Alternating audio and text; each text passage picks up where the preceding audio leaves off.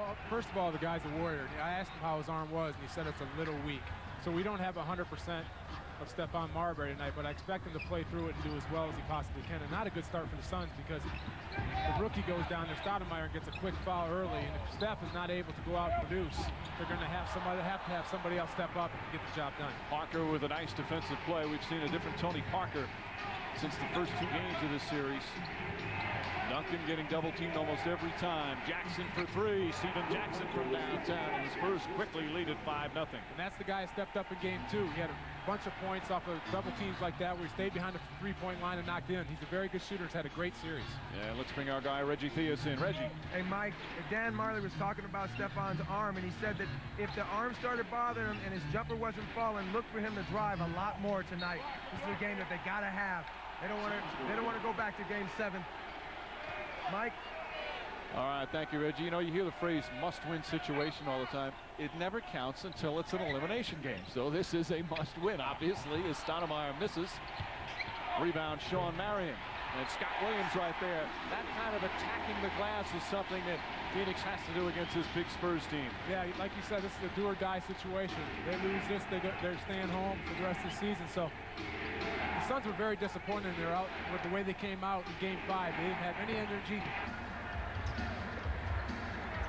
Marbury so far just 1 for 4, but he has 4 rebounds. A couple of deflections as well.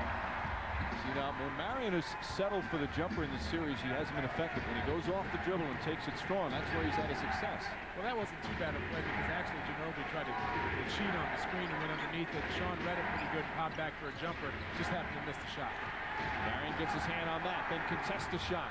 And even though Ginobili hits that shot, you love that defense from Sean Marion. First a deflection, doesn't let it bother him, doesn't get it, goes out, puts a hand down.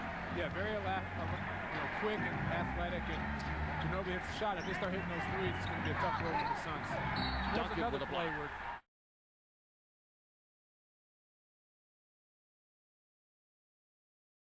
And is ready to play when his number's called. Well, that's the key. I mean, all these guys are so talented. They want to play every minute they can, but he knows it disrupts the team, and he's not like that. He's going to get in there and do his best. Oh, Marbury can't finish, though. Marion also can, and Duncan the rebound. What a great move from Stephon Marbury, but he's now 1 of 6 from the field. His shooting numbers since that injury in Game 4 have really gone down. There's no question it's bothering him. Shot clock turned off, final seconds, first quarter. Speedy Claxton, that's a 2. And he said a key is their consistent defense, and that's what this team has been built on. Well, like I said, that's what you win on the road with is defense. Your offense isn't always going to be there, but no matter where you play, whether it be at home or on the road, you can always go out and give it the effort defensively, and that's what they did. Claxton doing a good job battling Marbury. Williams, nice fake, but runs right in to Robinson. How about that? You make a great fake, get past Duncan, and who's there but David Robinson? That's why they're so good defensively, too. But a good job by Scott because he's known as kind of a jump shooter. Duncan, tough play in traffic. Guys draped on him on a thread-the-needle pass from Manu Ginobili. First off, how does Ginobili get that pass in there? And then how does Duncan get that shot off? Ginobili's amazing with his passing ability. He just makes the right passes, and he makes them look extremely easy. And then Duncan just versatile with both hands. Williams grabbed his right, he finishes it with the left. We were talking defensively about the Spurs, and what Coach said is that Tony Parker back in the game for the Spurs.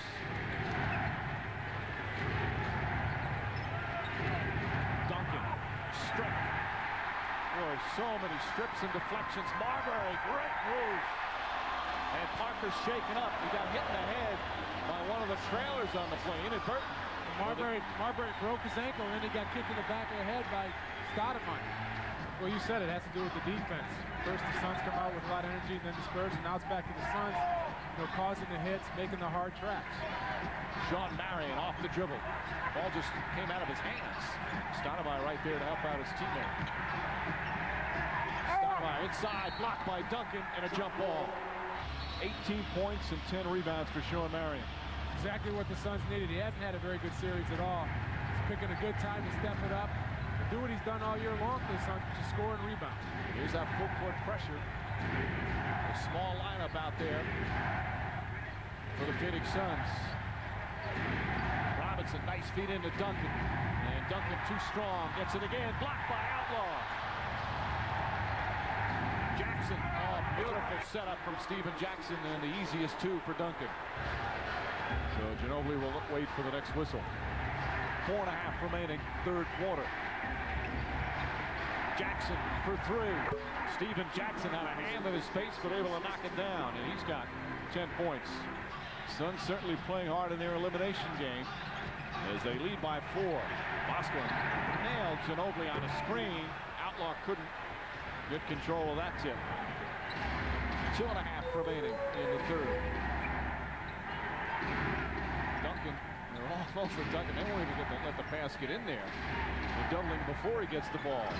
Ginobili trying to work it with Malik Rose. Steven Jackson for three. Duncan right there.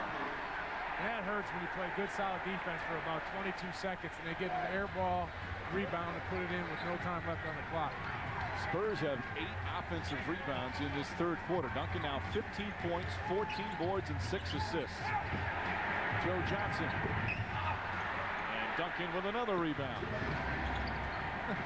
Minute and a half remaining here in the third. Ginobili. Duncan. Duncan again, double team every time he has it. Ginobili hits it. A three-pointer for Manu Ginobili. And the San Antonio Spurs regain the lead. He's just so patient. I mean, he never hurries. He catches the ball, he holds on to it, he surveys the land, then hits the open guy.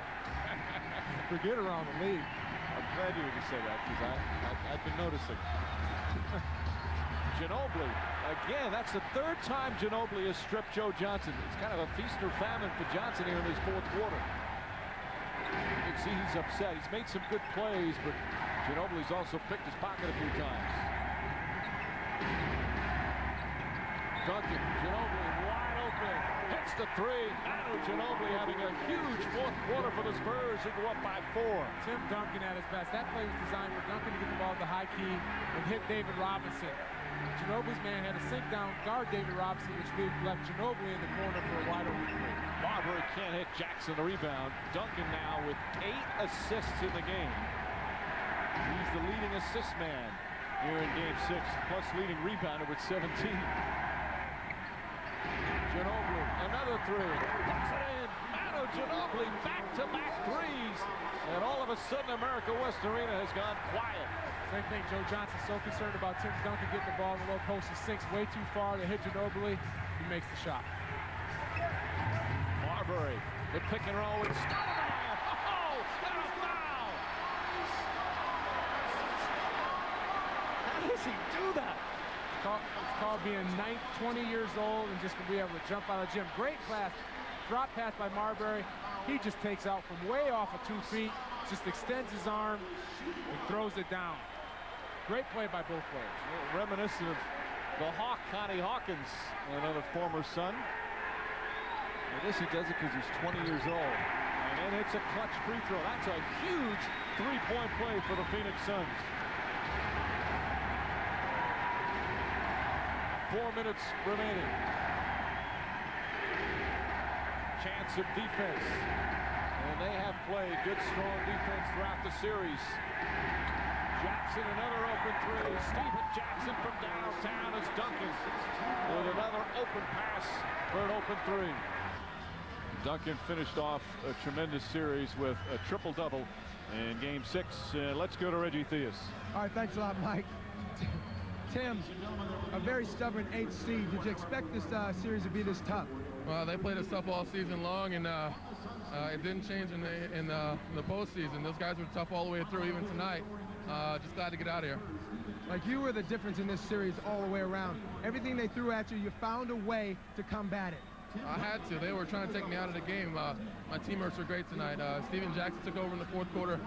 Manu shot the ball big time. Tony's been great all series long. These guys played great all series long. The way they played you in this series, you think that some of your young guys, Manu, Jackson, Parker, got some valuable experience going down the line looking toward the championship? Absolutely. Absolutely. It was great for them. Those guys took big shots. They made big shots. All right, thanks. Good luck, man. Mike?